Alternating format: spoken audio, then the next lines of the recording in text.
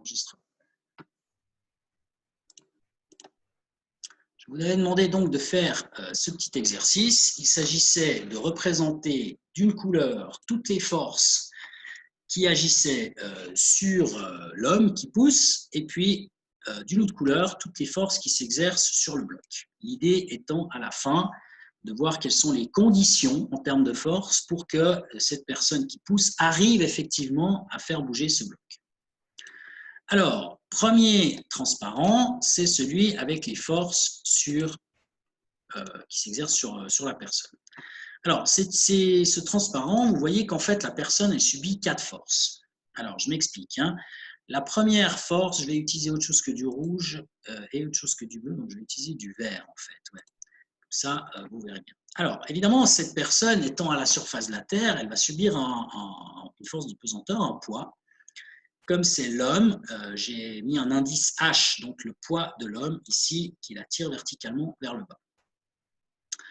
Il y a aussi évidemment une force de soutien que le sol exerce toujours sur l'homme, qui est verticale en l'occurrence ici, puisque la force de soutien, elle est toujours perpendiculaire au sol et que le sol ici est horizontal. Alors ensuite, il y a 2 autres forces qui apparaissent ici. Il y a la force que le bloc exerce sur l'homme. Alors en fait, cette force, elle est difficile à imaginer au début en fait. Ce qu'il faut bien comprendre, et on va voir ça dans un tout petit moment, c'est que l'homme en question, quand il pousse sur le bloc, il exerce une force dans cette direction-là, comme la flèche verte. On verra ça tout à l'heure. Mais cette force, c'est une force que l'homme exerce sur le bloc. Donc la victime de cette force, c'est le bloc et pas l'homme. Par contre, étant donné qu'il y a le principe d'action-réaction, l'homme en question, il va subir une force, en retour, une force de réaction qui est la force que le bloc exerce sur l'homme. Ensuite, cette personne, que fait cette personne? Eh bien, elle pousse le bloc. Et donc, elle a les pieds qui sont en contact avec le sol. Alors, là aussi, quelque chose qui est assez difficile d'imaginer, c'est qu'en fait, la personne, elle va en réalité pousser le sol vers l'arrière, comme je dessine avec la flèche verte ici. Et le sol va réagir, vraiment au principe d'action-réaction, le sol va réagir et va donc exercer une force de réaction sur l'homme, c'est cette force-là, qui sera donc dirigée vers l'avant. Donc voilà pour les 4 forces qui agissent sur la personne. Je vous propose de garder vos questions de côté. Je termine vite l'énumération des différentes forces et puis ensuite je répondrai à toutes les questions d'un coup. Alors ensuite, il y avait une deuxième question qui était de déterminer quelles étaient les forces qui agissent cette fois sur le bloc. Alors sur le bloc, eh bien, on retrouve une force que j'ai dessinée tout à l'heure, qui est la force que l'homme exerce sur le bloc. Donc ça, c'est la force que l'homme exerce en poussant le bloc. L'homme pousse ici et cette force-là, elle agit effectivement sur le bloc. Le bloc étant à la surface de la Terre, il subit un poids et étant donné qu'il est posé sur le sol, il subit une force de soutien de la part du sol. Le sol est horizontal, donc cette force de soutien est verticale. Et puis donc, qu'est-ce qui va se passer? Eh bien, le sol, si vous voulez, étant donné que ce n'est pas forcément de la glace, on va dire, ou que ce n'est pas bien huilé, le sol, il y a une force de frottement. Et donc, si vous poussez le bloc en direction ici de la droite, eh bien, les frottements du sol auront tendance à s'opposer au mouvement. Donc, le sol va exercer sur le bloc une force de frottement qui va être dirigée vers l'arrière, ici, comme c'est représenté dans cette figure ici. Alors, en définitive, si j'additionne le tout, eh bien, si vous avez donc ces 8 forces qui agissent, en rouge, celles qui agissent sur l'homme, en bleu, celles qui agissent sur le bloc. Là, je fais une première halte et je regarde, il y avait plein de mains qui se sont levées. Il y a encore Mathéo qui a la main en l'air. Donc, Mathéo, je vous donne la parole. Voilà, dites-moi. J'ai pas compris pourquoi il n'y a pas de force de frottement qui agit sur l'homme.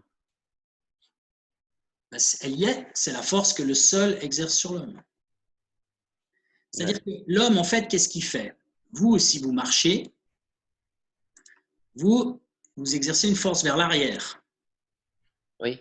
Vous poussez le sol vers l'arrière. Et si c'est de la glace, eh ben, ça patine, comme dans les dessins animés, ça tourne comme ça. Mais ça patine pas. Il y a une adhérence du sol, et cette adhérence, c'est une force qui va vers l'avant. C'est-à-dire que vous poussez le sol vers l'arrière, et à cause des frottements, eh bien, ça vous pousse, les frottements, ils vous poussent vers l'avant. Parce que vous, le mouvement de votre pied, il va vers l'arrière. Donc, comme le mouvement va vers l'arrière, les frottements, eux, ils ont tendance à aller vers l'avant. Oui. Il y avait une autre question. Alors, attendez, il y a Andrej, là, que je vois. Alors, Andrej, je vous donne la parole. Alors, donc, la force Fs qui agit sur le bloc, c'est aussi une force qui est là grâce au frottement. Je m'excuse, j'ai juste pas compris la dernière phrase. Donc là, vous avez la force en bleu, Fs.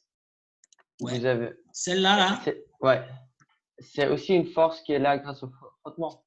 Parce que théoriquement, on pousse. C'est une force de frottement, ouais. Ok. Parce que théoriquement, si on pousse l'objet horizontalement, le sol il devrait pas interagir, mais c'est juste à cause des frottements qu'on a dû mettre ça. Bah, disons, il y a, dans la donnée, il n'y a rien qui nous dit qu'il n'y a pas de frottement. Alors évidemment, Ok. s'il n'y a pas de frottement, c'est plus facile, hein, évidemment, mais voilà, on part du principe qu'il y en a. Ok.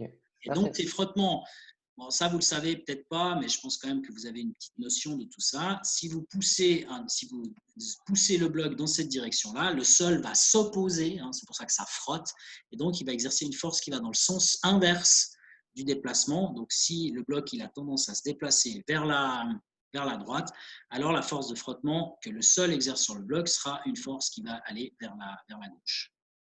Ce qui n'est pas tout à fait le cas ici, parce qu'en fait, ici, la personne, pour se déplacer, elle doit pousser le sol en direction de la gauche. Donc, elle doit, avec ses pieds, frotter sur le sol en direction de la gauche, et donc la force de frottement pour la personne, elle va aller dans le sens opposé, justement. Elle va aller dans ce sens-là. Alors, ensuite, qui c'est qu'on a? On a Mathieu qui a une question. Mathieu, je vous écoute. Pour les vecteurs, on peut tous les mettre qui partent du même point, en fait, pour l'homme et le bloc. Je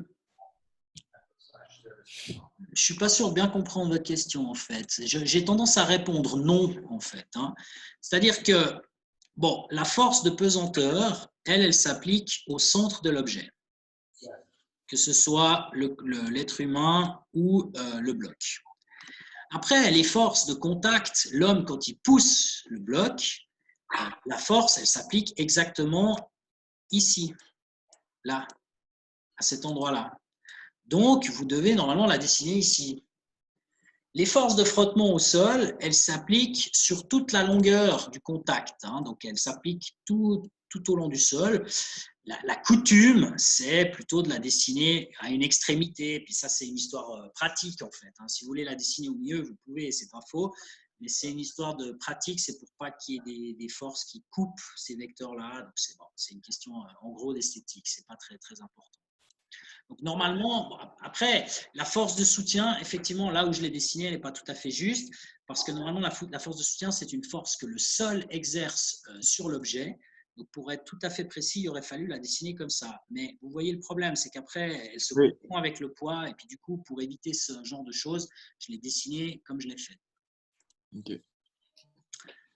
Voilà, d'autres questions peut-être? Oui, il y a Alisa qui a une question. C'est parti.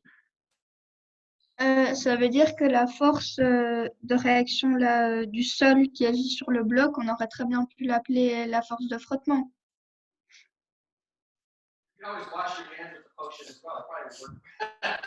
Alors, ça n'est pas une. Comment dire? Cette force-là, la force-là, c'est une force de frottement. Ce n'est pas une force de réaction à proprement parler. Enfin, de toute façon, toute force est une force de réaction, parce que action-réaction, ça existe toujours. Donc, il y a une force effectivement de réaction, mais en fait, ici, elle n'est pas très intéressante, pas du tout même. Ce serait une force qui serait, c'est vite vu. Il faut réfléchir en se disant, la réaction ou l'action, c'est une force qui est forcément, quelqu'un de le dire, qui est toujours dans la même direction, mais dans le sens opposé. Donc, c'est comme la flèche verte que j'ai dessinée ici. Et donc, cette force, ce serait la force que le bloc exerce sur le sol. Vous voyez, par exemple, quand je frotte mes mains l'une contre l'autre, il y a la gauche qui frotte la droite, puis il y a la droite qui frotte la gauche. Puis l'une et l'autre, les deux forces vont dans le sens opposé. Donc, ça, c'est la force verte que j'ai dessinée ici. C'est la force, peut-être que j'arrive à l'écrire, c'est la force que le bloc exerce sur le sol. Voilà. Mais c'est la même chose que pour la force que le sol exerce sur l'homme. Il y a aussi une force que l'homme exerce sur le sol avec son pied. On ne la dessine pas parce que ce n'est pas l'objet qui nous intéresse, c'est ça? Oui, exactement. Mais d'ailleurs, je l'ai dessiné tout à l'heure. Je l'avais dessiné comme ça. Oui. C'est-à-dire que vous, quand vous poussez le sol, effectivement, vous faites je ne sais pas si vous poussez dans cette direction. Donc, l'homme, effectivement, il effectue un mouvement dans ce sens-là. Et donc, il pousse le sol en arrière. Mais la victime de cette force que j'ai dessinée ici, c'est le sol. Tout comme celle-là, d'ailleurs. Et en fait, le sol, on s'en fiche, quoi. Donc, c'est pour ça que je ne l'ai pas dessinée, mais effectivement, elle existe. Donc, cette force verte, si je veux faire les choses correctement, je l'écris ici, c'est la force que l'homme exerce sur le sol. Voilà. Tac. Mais encore une fois, la victime, c'est le sol. Donc, comme là, on ne s'y intéresse pas, je ne l'ai pas dessiné. Maintenant, je l'ai dessiné vu les questions, mais sinon, il n'y a pas besoin de le faire. Ouais. Voilà, est-ce qu'il y a d'autres questions? J'ai pas l'impression, là je passe en revue, il n'y a personne qui lève la main. Ok.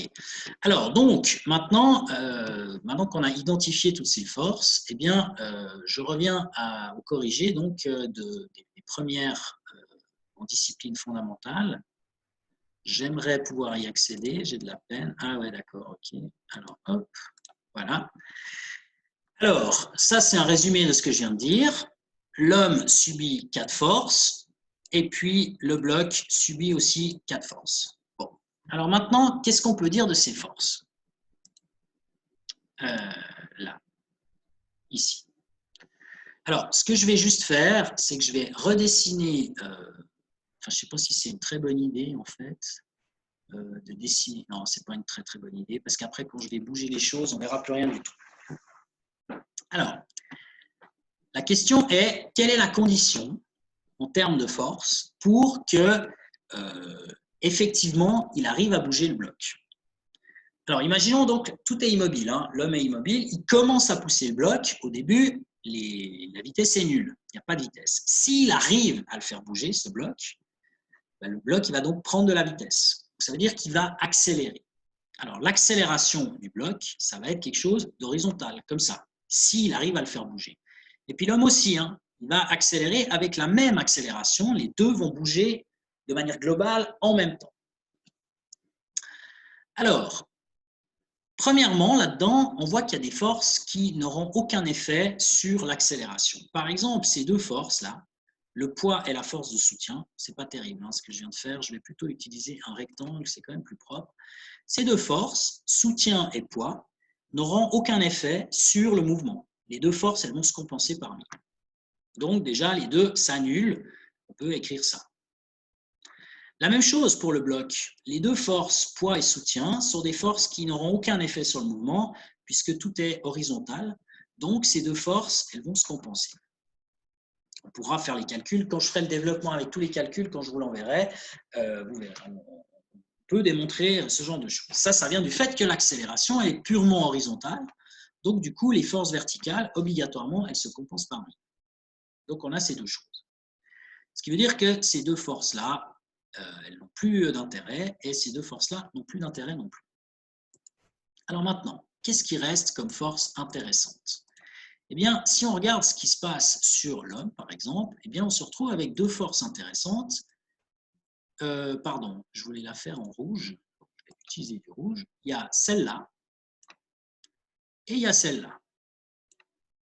Et donc, ces deux forces, quand on les additionne, elles doivent être égales à la masse fois l'accélération.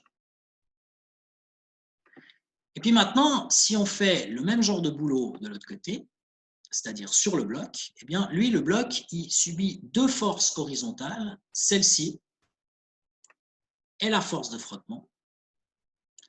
Ces deux forces se compensent par μ, donc elles jouent aucun rôle. Et donc, qu'est-ce qui reste? Eh bien, il reste l'effet de ces deux forces, en bleu. Ça doit être une accélération qui va dans cette direction. Et je vous rappelle que l'accélération, elle est la même pour les deux, hein, pour l'homme et pour le bloc. Alors, du coup, on peut écrire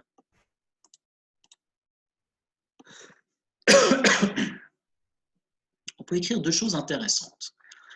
Vous voyez aussi ici, il y a quelque chose d'intéressant. Non, mais je vais garder le vert, c'est mieux en fait. Hein. Ce qu'on peut voir ici, c'est que ces deux forces, à l'intérieur, j'ai dit que je gardais le vert. Voilà. À l'intérieur du système homme-bloc, ces deux forces, elles ont tendance à se compenser par μ. Si vous regardez l'homme tout seul ou le bloc tout seul, évidemment, vous ne pouvez pas annuler ces forces parce qu'elles n'agissent pas sur le même système. Une fois, c'est sur l'homme, une fois, c'est sur le bloc. Mais si vous considérez l'homme et le bloc comme un seul et même système qui avance, ou pas d'ailleurs, hein, mais bon, l'idée ici, c'est de voir s'il avance, eh bien, ces forces-là sont des forces qu'on dit intérieures au système. Donc, en l'occurrence, si on considère le tout, ces deux forces-là, elles vont se compenser par μ en vertu de la troisième loi de Newton, parce qu'il y en a une qui est égale à moins l'autre, en fait. Donc, elles vont avoir aucun effet sur le mouvement. Les seules qui vont avoir un effet, c'est celles qui restent, c'est-à-dire celle-ci. Non, ce n'est pas ça que je voulais faire. C'est celle-ci, qui représente en quelque sorte l'adhérence des pieds de l'homme sur le sol. Et puis, il y en a une autre qui va avoir un effet, c'est celle-ci, qui représente les frottements que le sol exerce sur le bloc. Et donc, en réalité, c'est ça qui va se produire, c'est que l'effet de ces deux forces va produire une accélération que je dessine en vert ici. Donc, par exemple, celle-là. Alors, disons que, pour conclure, je vous ai vu Mathieu, hein, mais je vous réponds après. Pour conclure, étant donné que les forces, les forces soutien et poids s'annulent par μ, celle-ci s'annule par μ, et à l'intérieur du système, la force avec laquelle l'homme appuie sur le bloc est la même que celle avec que le bloc appuie sur l'homme, ces deux s'annulent aussi à l'intérieur du système. Donc finalement, qu'est-ce qui reste? Il reste ces deux forces, la rouge et la bleue, qui sont les forces d'adhérence, de contact avec le sol. Alors, effectivement, pour qu'il y ait une accélération, eh bien, la seule condition requise, c'est que la force qui pousse vers l'avant, à savoir la force que le sol exerce sur l'homme, il faut que cette force-là soit plus grande que la force qui pousse vers l'arrière, de manière à ce que la résultante de ces deux donne quelque chose qui est dirigé vers l'avant, et donc donne une accélération qui est dirigée vers l'avant. Alors, ça, je l'ai écrit en bas. Je vais lire avec vous ce que j'ai marqué. Hein. Alors, dans le système homme-bloc, donc ça veut dire qu'on prend tout ensemble. Les forces que l'homme exerce sur le bloc et la force de réaction que le bloc exerce sur l'homme, ces deux forces-là, elles se compensent entre elles. Donc, elles n'ont pas d'effet sur le mouvement de l'homme et du bloc. Ce sont des forces intérieures qui n'ont pas d'effet. C'est un peu comme si vous, par exemple, je sais pas, vous êtes dans une voiture. Si vous poussez sur le volant, vous n'allez pas faire avancer la voiture. Si vous voulez faire avancer la voiture, il faut vous mettre dehors et pousser sur le coffre, par exemple, hein, et puis enlever le frein à main, etc. etc. Donc, vous ne pouvez pas utiliser des forces intérieures au système pour faire déplacer le système. Et c'est ce que veut dire ça, en fait. Ces forces, pour le système bloc et homme cumulés, ce sont donc des forces intérieures et donc elles se compensent par μ à l'intérieur du système. Elles n'auront donc pas d'effet sur le mouvement. Alors, ce qui reste, c'est les forces de frottement. Les forces de frottement avec le sol, évidemment. Alors, vous avez la force de frottement que le sol exerce sur l'homme, elle est dirigée vers l'avant. On a dit tout à l'heure, l'homme pousse le sol vers l'arrière et donc le sol réagit en poussant l'homme vers l'avant. Ensuite, vous avez une deuxième de force qui est la force de frottement que le sol exerce sur le bloc. Elle, par contre, elle est dirigée vers l'arrière. Pourquoi? Parce que le bloc, il a tendance à aller vers l'avant, donc cette force de frottement, elle va vers l'arrière, comme on l'a dessiné déjà. Alors donc, en définitive, pour que le système bouge, il faut que la résultante de ces deux forces de frottement soit non nulle déjà, parce que si la résultante est nulle, la somme des forces égale 0, donc il n'y aura pas d'accélération. Et il faut qu'en plus, non seulement elle soit non nulle, mais il faut qu'elle soit dirigée vers l'avant. Ça, c'est très important. Et la seule possibilité pour qu'elle soit dirigée vers l'avant, eh bien, c'est que, si je remonte mon schéma, c'est que cette force que je vais dessiner en rouge, ici, soit supérieure en nombre de newtons à la force de frottement que le sol exerce sur le bloc. Et c'est ce que j'ai fait dans mon dessin, hein, j'ai fait exprès de dessiner la force que le sol exerce sur l'homme plus grande que celle que le sol exerce sur le bloc. Et quand vous faites la résultante entre les deux, ici, vous allez obtenir une résultante qui sera dirigée vers l'avant, et donc ça, ce sera égal à m fois a, donc vous aurez une accélération qui sera dirigée vers l'avant. Qu'est-ce que ça veut dire finalement tout ça? En conclusion, la conclusion, elle est ici. Je vais l'encadrer là. Tac. Il faut que la force que le sol exerce sur l'homme soit supérieure à la force que le sol exerce sur le bloc. Mais c'est quoi concrètement tout ça? Alors, la force que le sol exerce sur l'homme, en réalité, c'est la force de frottement qui agit en gros sur les pieds de l'homme. C'est-à-dire qu'il faut que la force de frottement qu'il, donc l'homme, subit de la part du sol, soit plus grande que la force de frottement qui s'exerce sur le bloc. En d'autres termes, il faut une adhérence en fait. Il faut plus d'adhérence entre vos pieds et le sol qu'il y a d'adhérence entre le bloc et le sol. C'est ça la question. Tout est une question en fait d'adhérence ici. Et donc, c'est pour ça que ici, en fait, le truc, pour arriver à faire bouger le sol, pas le sol, le bloc, pardon, il faut effectivement que cette force-là, la force d'adhérence de vos pieds avec le sol, soit plus grande que la force de frottement qu'il y a ici.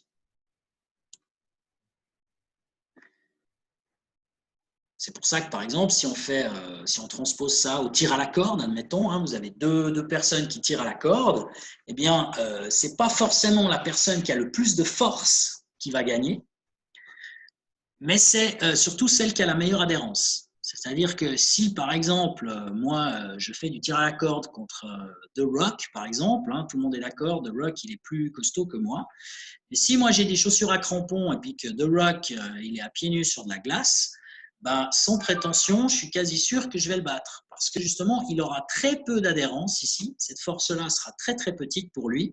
Et donc, du coup, si moi j'ai une grande adhérence, eh bien, je vais pouvoir le battre.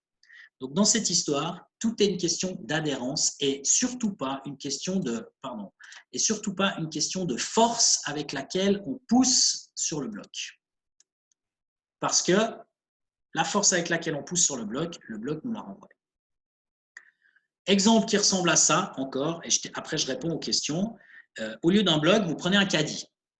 Vous allez à la Migros, hein, bon, c'est un petit peu difficile ces temps, mais on y arrive quand même. Vous prenez un caddie, vous lavez bien les mains, vous mettez des petits gants, vous poussez le caddie qui est dégueulasse. Et donc, comment vous faites pour le faire avancer? Ben, vous le poussez. Mais en fait, si vous le poussez et qu'il avance, ce caddie, ce n'est pas parce que vous poussez fort. C'est parce que l'adhérence du caddie avec le sol, il n'y en a quasiment pas, puisqu'il a des roulettes. Tandis que vous, vous avez vos pieds avec vos semelles qui crochent bien sur le sol. Mais si, par exemple, vous essayez de pousser un caddie et que vous allez sur une patinoire, eh bien, comme vous allez avoir très, très peu d'adhérence, ça va être beaucoup plus difficile pour vous. Donc, c'est vraiment une histoire d'adhérence, ça. Voilà, j'en ai fini avec cet exercice sur la troisième loi de Newton. Alors, il y a eu plein de mains qui sont levées. Le premier qui a levé la main, d'ailleurs, il l'a baissé depuis. C'était Mathieu. Alors, combien il y en a des mains levées? J'en vois combien? J'en vois plus. Ah voilà, Mathéo et Andrej. Alors, je donne Mathéo aussi, il a levé assez vite. Alors, je vous écoute.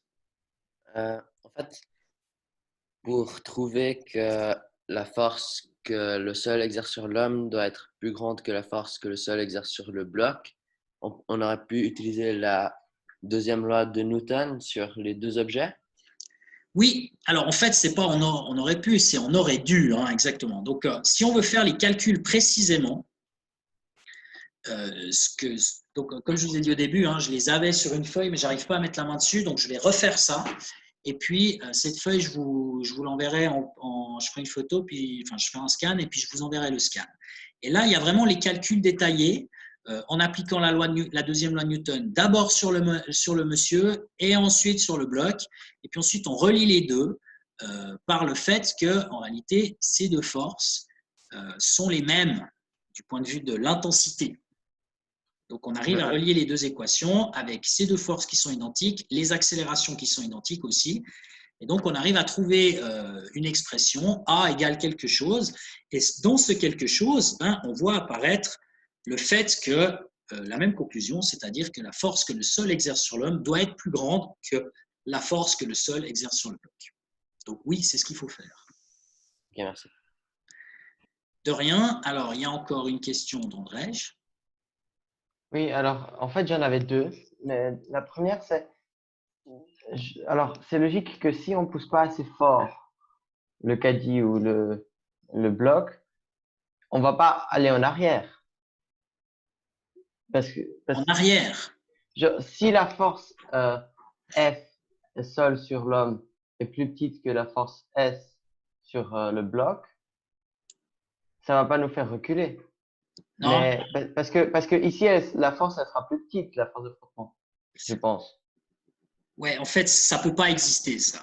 Voilà. Cette situation que vous dites ne peut pas exister. C'est-à-dire que la force ici, là, de frottement sur le bloc, elle dépend en fait de celle-là de force, et donc elle dépend aussi de celle-ci, quoi.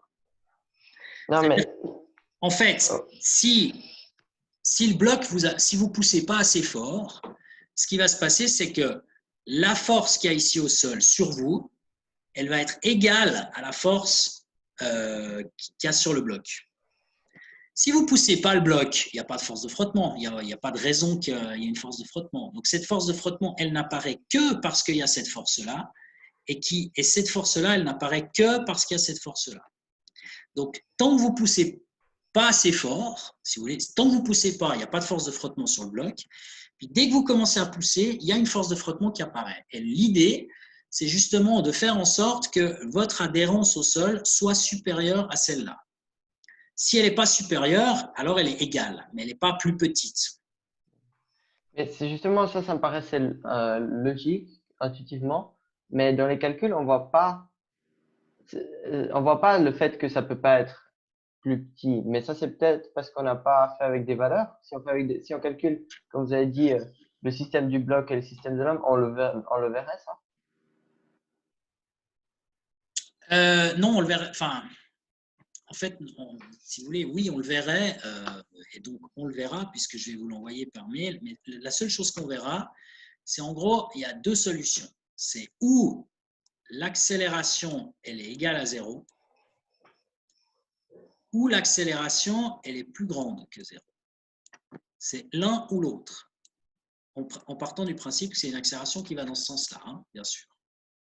Donc, si elle est égale à 0, ça veut dire que ces deux forces sont égales. Et si l'accélération est plus grande que 0, ça veut dire que celle qui agit sur l'homme est plus grande que celle qui agit sur le bloc. Maintenant, l'autre possibilité, mais qui n'existe pas du point de vue de la physique, ce serait une accélération négative, ce qui voudrait dire que vous poussez de gauche à droite, mais que le bloc, il se met à avancer de droite à gauche. Ça ne peut pas exister, ça c'est impossible. Donc là, dans ce cas-là, ça voudrait dire que la force de frottement ici, elle est plus grande que ça. Mais ça ne peut pas exister. Du point de vue de la physique, ça n'a pas de sens en fait. C'est une situation irréelle. Ok, merci. Et j'aurais encore une question. Ouais. C'est un peu dans le même genre que donc quand vous dites que donc c'est pas question de force mais une question d'adhérence. Mais quand on pousse quelque chose de fort, de lourd, on essaye qui est un truc qu'on n'arrive pas à faire bouger, on essaye de pousser de plus en plus fort pour le faire bouger, pour que ça marche. Mais alors, est-ce que ça, en poussant plus fort, on augmente notre adhérence ou... Exactement. D'ailleurs, souvent, ce qu'on fait, c'est qu'on se penche plus. Vous voyez ce que je veux dire? Parce qu'en se penchant plus, on augmente cette adhérence ici. En fait, on n'augmente pas l'adhérence, mais on augmente la force qui est dirigée vers l'arrière. Et par réaction, on augmente la force qui est dirigée vers l'avant. Et c'est celle-là qui nous intéresse. Donc, en fait, c'est comme ça que ça se passe. Ouais. Ok, merci. Je vous en prie. Autre chose encore? Non. Alors, il y a Mathieu là qui lève la main. Il est où? Ici. Hop. Voilà. Mathieu, à vous. Oui, j'ai deux questions. La première, c'est est-ce que le moment maximum de Fs sur H où A est égal à 0, ça dépend du coefficient de frottement statique, non? Bien sûr. Mais on n'a Ok, pas donc- encore étudié ça. Mais oui, effectivement. Et aussi, si c'était un autre exercice où l'homme il restait sur place, mais il poussait seulement avec ses bras. Dans ce cas-là, ça serait ça C'est la même grandit. chose. S'il pousse avec ses bras, il a quand même une accélération parce que d'une certaine manière, alors là, on va loin dans les détails. Hein. Nous, effectivement, ici, on considère encore des choses simples, c'est-à-dire qu'on considère que ce qui bouge, c'est l'homme en entier, hein, effectivement. Mais si l'homme, vous dites, il ne bouge pas, en fait, c'est impossible. S'il ne bouge pas, il ne peut pas avancer. Donc, il y a forcément quelque chose qui bouge. Alors, si c'est ses bras, en fait, ce qui va se passer, c'est que le centre de gravité de cette personne va se déplacer. Et donc, si son centre de gravité se déplace, alors il a une accélération. Voilà. Donc, ce n'est pas forcément un déplacement vraiment du corps en entier, mais même si c'est une partie du corps, il y a forcément quelque chose qui bouge. Donc, qui accélère.